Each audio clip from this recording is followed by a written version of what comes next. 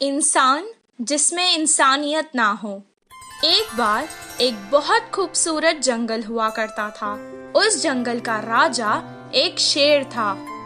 वो जंगल के हर जानवर को अपने बच्चों की तरह ही देखता था और इसी तरह सभी जानवर एक साथ मिलजुल कर रहते थे। एक दिन एक हाथी पेड़ से फल तोड़कर खा रही थी और अचानक उसे चक्कर आ गए और वो गिर गई। उसे गिरा हुआ देखकर जंगल के कुछ हाथी वहाँ आ गए और वो उससे उस जंगल के वैद्य के पास ले गए। बंदर वैद्य ने उसे कुछ देर देखा और कहा, इसे कुछ नहीं हुआ है, परेशानी की कोई बात नहीं है, ये माँ बनने वाली है। ये खुशखबरी सुनकर जंगल के सभी जानवर खुशी मनाने लगे। गधे ने हाथी से कहा, अरे वाह, अब बस आराम करना और मेरी तरह भारी चीजें मत उठाना।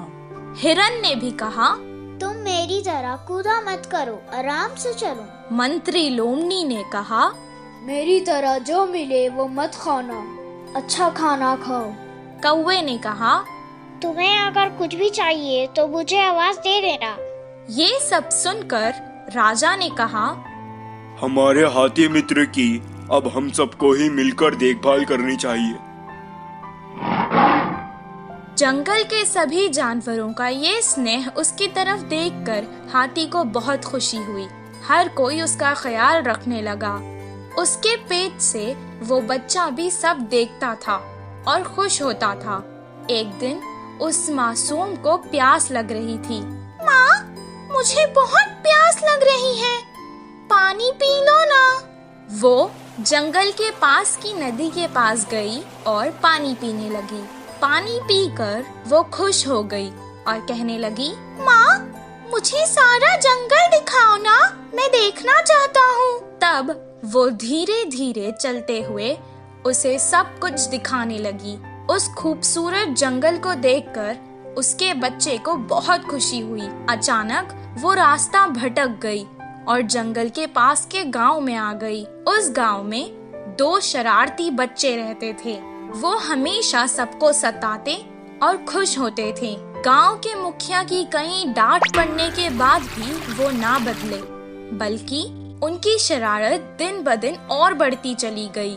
कुछ दिन बाद उन्होंने सोचा कि पटाखों के साथ कुछ शरारत करते हैं। तब उन्होंने वो पटाखे एक अनानास में भर डाले और रख दिए। तभी वहाँ से वो हाथी जा रही थी। पटाखों से भरा अनानास उन्होंने उस बेचारे हाथी को खिला दिया। वो खाते ही अचानक हाथी के मुंह में वो अनानास फट गया और उस बेचारे हाथी का मुंह बुरी तरह से जख्मी हो गया। वो बेचारी तड़पती हुई यहाँ वहाँ भागने लगी, लेकिन उसे ऐसे देखकर उन दोनों शरारती बच्चों को बहुत मजा आने लगा। वो भागते भागते वापस जंगल आ गई और अपने मित्रों को सारा हाल सुनाने लगी।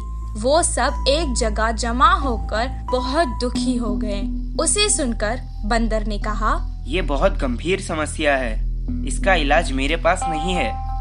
कुछ देर बाद हाथी का बच्चा माँ से कहने लगा, माँ, काफी देर हो चुकी है, मुझे भूख लग रही है, कुछ खाने को दो ना।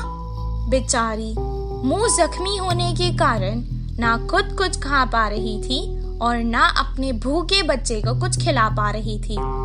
वो वापस नदी में गई और पानी से ही अपने बच्चे की भूख मिटाना चाहती थी। कुछ देर पानी पीने के बाद उसने अपने मासूम बच्चे से रोते हुए कहा, बेटा, मुझे माफ कर देना, मैं तुम्हें इस जालिम दुनिया में नहीं आने दूंगी। इतना कहकर उसने अपनी जान दे दी। हाथी की मृत्यु देखकर जंगल के सभी जानवर दुखी हो गए और उस घटना के बाद कभी कोई उस जंगल से बाहर नहीं गया।